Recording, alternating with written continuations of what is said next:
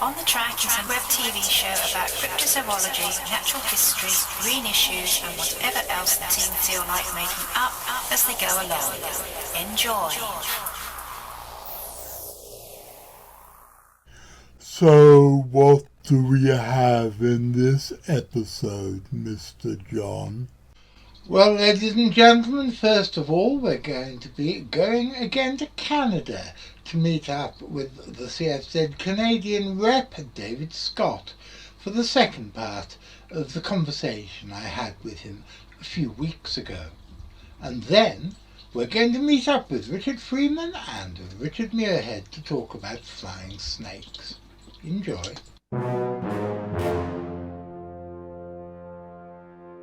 I really like the old credits.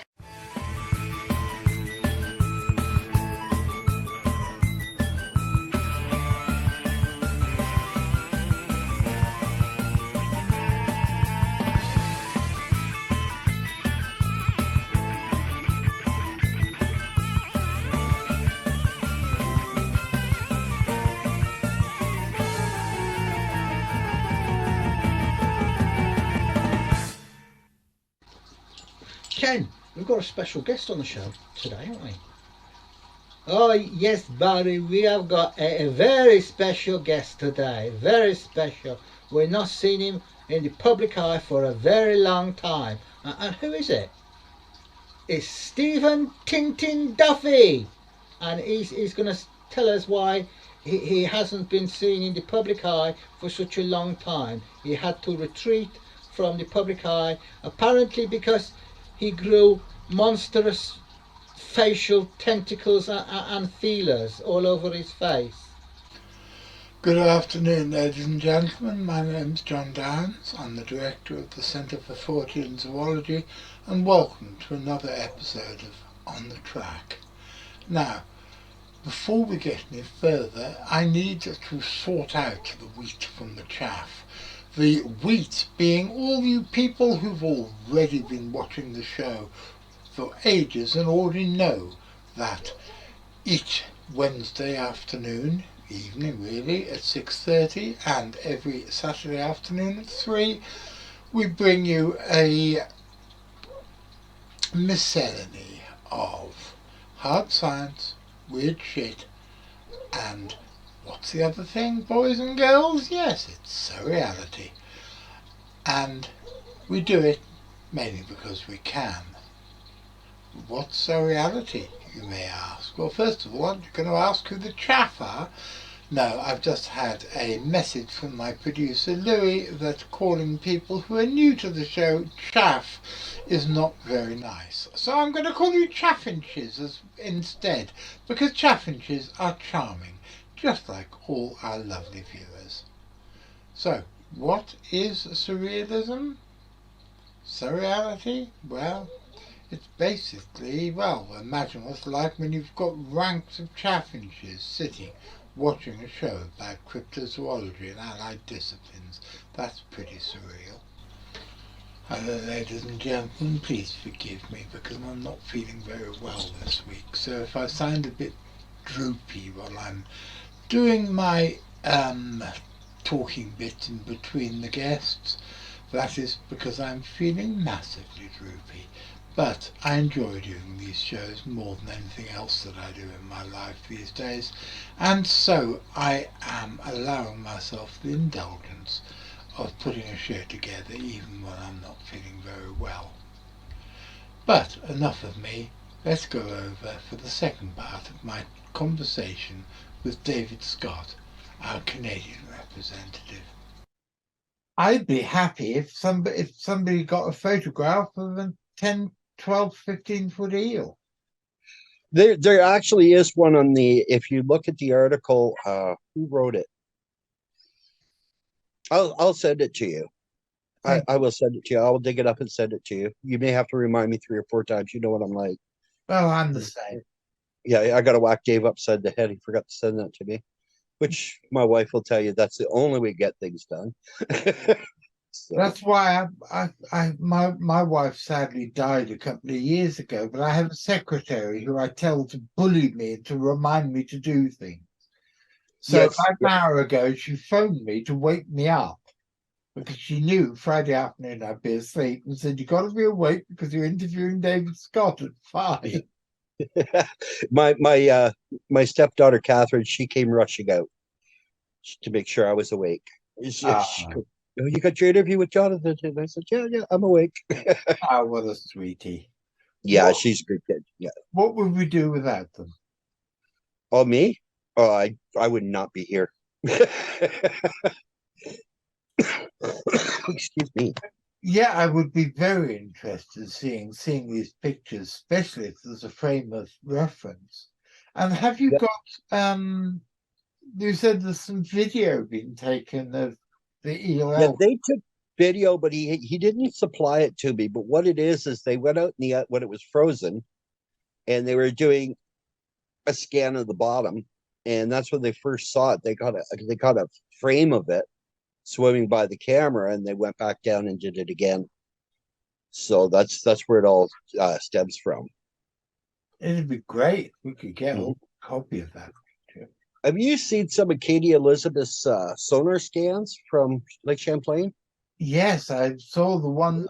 I've seen both of the really good ones, but Yeah, the one from last September, I think, is the most impressive piece of lake yeah, I think evidence I've seen in years, yeah, ever, probably. that is gold. Yeah. So yeah, she definitely has something there, and I think we're going to see the next cryptid that's discovered is a champ, and I think it's Katie going to do it. I think so, and what I'm going to try and do is to help Katie, and she wants to do a really complex set of eDNA tests from various parts of the lake, and I'm going to do my best to help her in any way I can. Oh, that would be awesome. Yes. It's a matter of finding out how much it costs and seeing how much I can raise. But Yeah. Well, I definitely help with that. Definitely get into fundraising. I'm pretty good at that, or used to be, anyways. I used to be a football coach, and when I started in the minors, we needed a new football uh, field, so we raised a lot of money for that. So what are you working on at the moment? right now, I'm working on the Nahanni Valley, and I am so far down that hole. It's at I think we're at. And these are just small paragraphs too on things, and I'm already at like I think 20,000 words.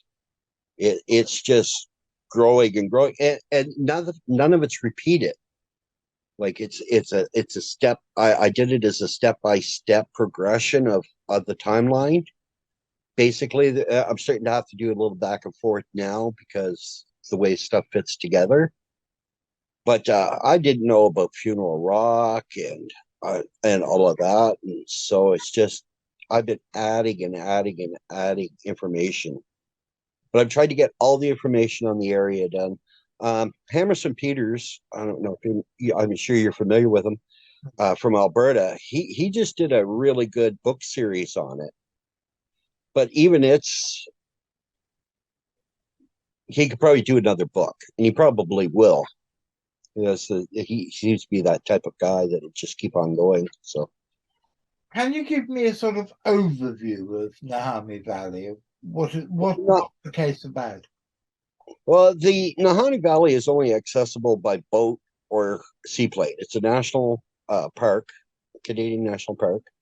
But it's most famous. Most people think of the Nahanni. They think of the Headless Valley, where the two miners were found decapitated and dead, and another one was found about 8 years later, and then another one in 1945. Now, the 1945 one just says a man from Ontario was found with his head missing in a sleeping bag.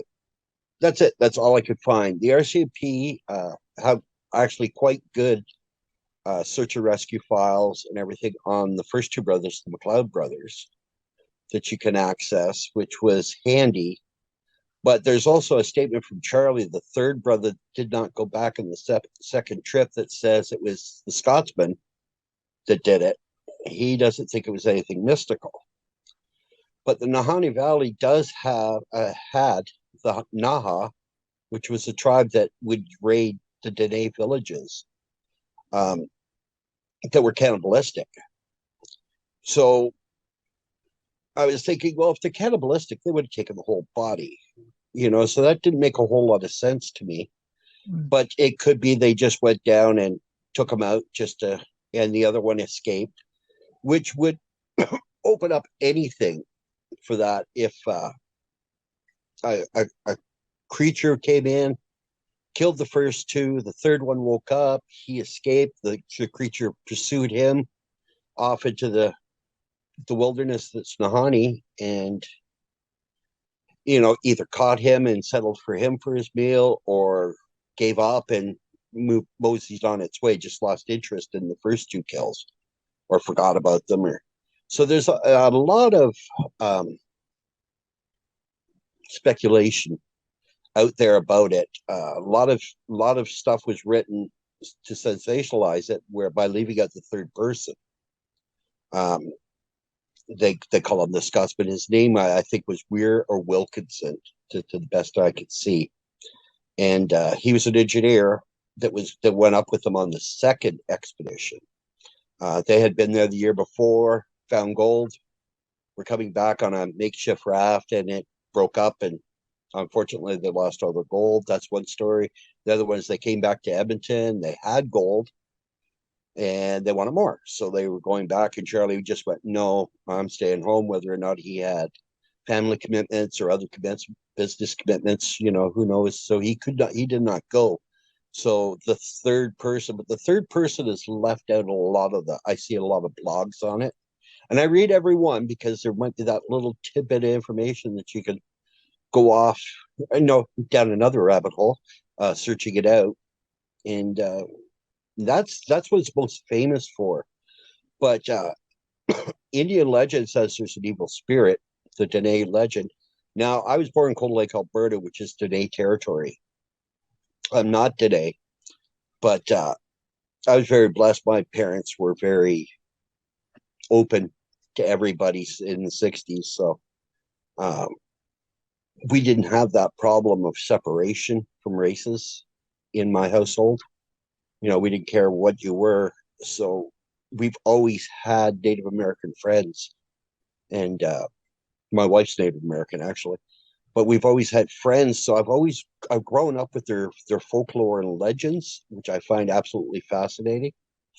Now, they say there's an evil spirit, or the Wantuni, which is a short-faced bear, which lived in that area, that in the Ice Age. They also had reports of trappers coming back with ivory with flesh still on it, which would be a mastodon. Cave lions, cave bears. There is so many big natural, and they could just be relic populations, because there is hot springs at the top of the Nahanni that are almost subtropical. So for something to survive, it's not unbelievable. That's fantastic. Yeah, that's what I mean. It was a big rabbit hole. But I see, when you said that the tribe were cannibalistic, Mm-hmm. I would have thought that if somebody was taking a part of a human body to eat, the head is not the obvious place part of the body to take. But if it was for a ritualistic manner that needed cannibalism as part of a sort of ritual, the head being the seat of consciousness makes perfect sense. That makes sense, yes. Yeah, that actually does make sense. But if you were hungry, it would be an arm or a leg. Yeah, that's what I would take. I think nice big thigh.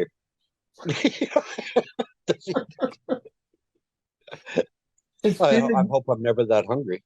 It's been a very weird week, but I never thought I would ended up discussing cannibalism over Zoom, which is Well, I think that I think that takes us past the hard science into weird shit.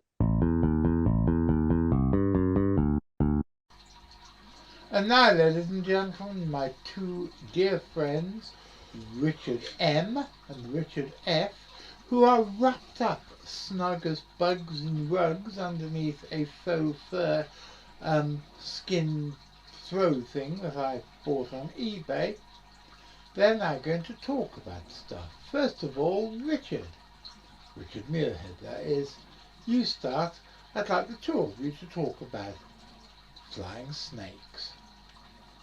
Well, there are flying snake reports from all over the world. There are snakes in Southeast Asia that don't really fly, they just glide from cliff to tree or tree to tree.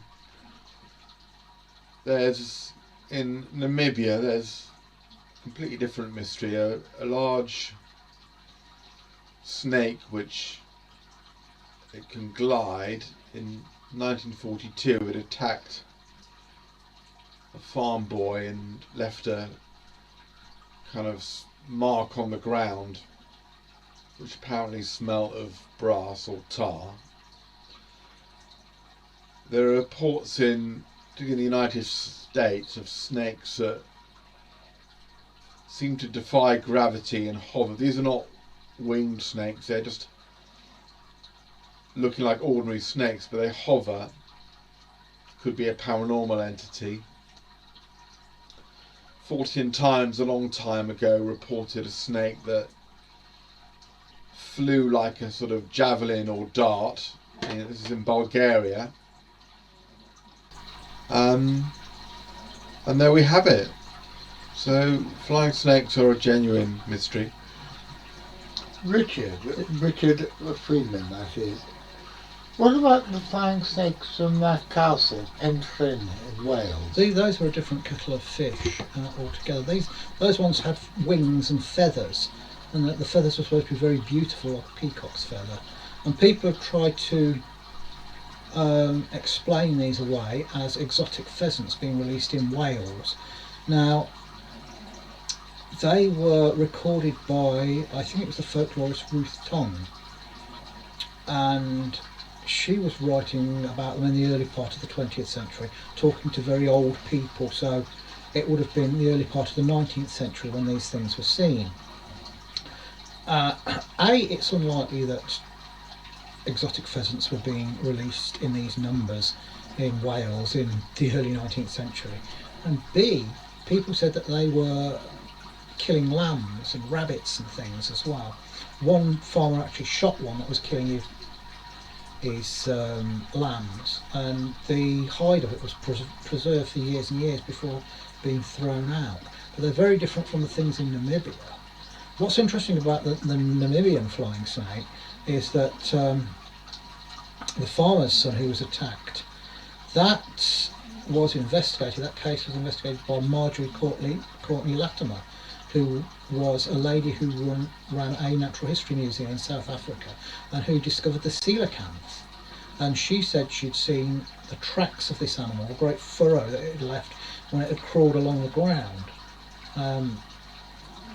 And the flying snake of Namibia is quite big. It can be 25 feet long or more, and it's supposed to have a light that glows in the middle of its head, which is very similar to some dragon legends where they're supposed to have jewels or pearls in their skull.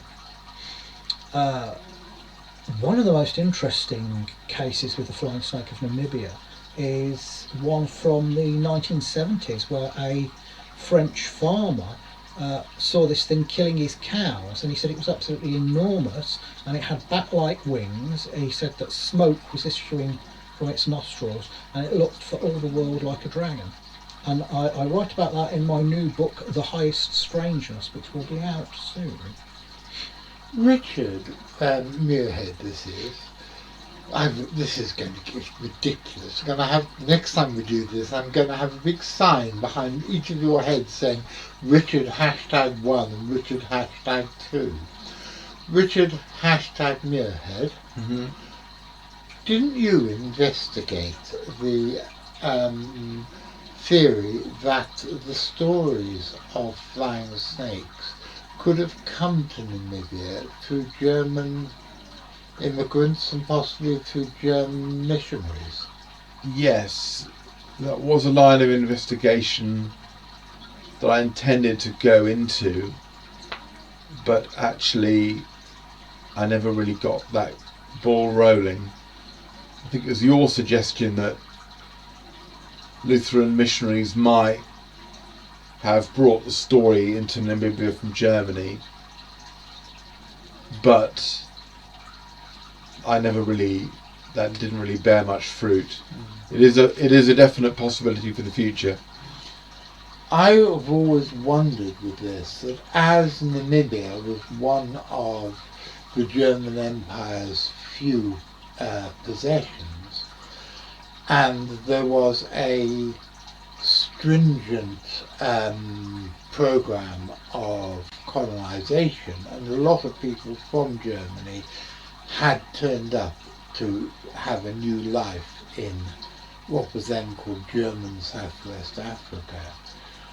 I was wondering if the school teachers, which were at mission schools, would have brought with them the stories and storybooks, children's storybooks from Germany, which I'm sure have all sorts of stories about flying dragons, because flying dragons are a big trope in European folklore. Richard, how far, Richard Freeman this is, how far have the stories of European dragons spread? To everywhere where Europeans went. But in all of these cases, the people in the native cultures already had dragon legends of their own. And is there any way that the European dragon, bits of the European dragon culture could have become attached to the dragon folklore of these foreign countries? Oh, absolutely. I think when we were looking for the Ninki Nanka in the Gambia, there was a strong influence from the Chinese. There are a lot of Chinese in the Gambia, and their influence of Asian dragons was felt strongly there. And I think it's cross-pollinated with the Ninki Nanka, which I think originally was a demonisation of a pre-Islamic python deity. What do you think the flying snake of Namibia actually is, Richard? Richard Freeman first. I think it's a mixture of folk tales, misinterpretation of things possibly like ball lightning, and paranormal manifestations. So do you think there's any chance that there is, in the caves of Namibia, up the mountains, lurking a flesh and blood giant snake with wings? No, because snakes are a group of animals which have had a reduction in limbs, whereas wings are enormous, great, exaggerated wings. There could be an undiscovered species of snake that glides, but they're usually found in forest areas. There could be a large undiscovered spitting cobra. Could be a giant spitting cobra unknown to science. But I think the flying dragon-like creature is a paranormal entity. In Wales, they believe in these things called gwybers in their folklore, which were winged serpents, and they used to say that a gwyber grew from an ordinary adder if it drank the milk of a woman. If a woman was nursing a baby and some of the milk fell on the floor and an adder drunk it, it would become a gwyber, it would grow into a gwyber. And there's a weird link between dragons and milk in folklore. It's often said that dragons and serpents would suck the milk of cows, and until relatively recently it was thought that things like adders and grass snakes would attach themselves to the udders of cows and suck their milk. Of course, reptiles can't digest milk, it's a mammalian thing. But the Lambton worm was pacified with a trough containing the milk of 9 cows, And there are other dragon legends that where the dragons are offered milk to pacify them. It's a strange thing. And how widespread are the stories of these things being aggressive and going out into a field where there are farm workers and attacking the littlest herdsmen? Well, in the West and in sub-Saharan Africa, the dragon is almost invariably aggressive and dangerous, whereas in the East it's generally benign unless you insult or upset it.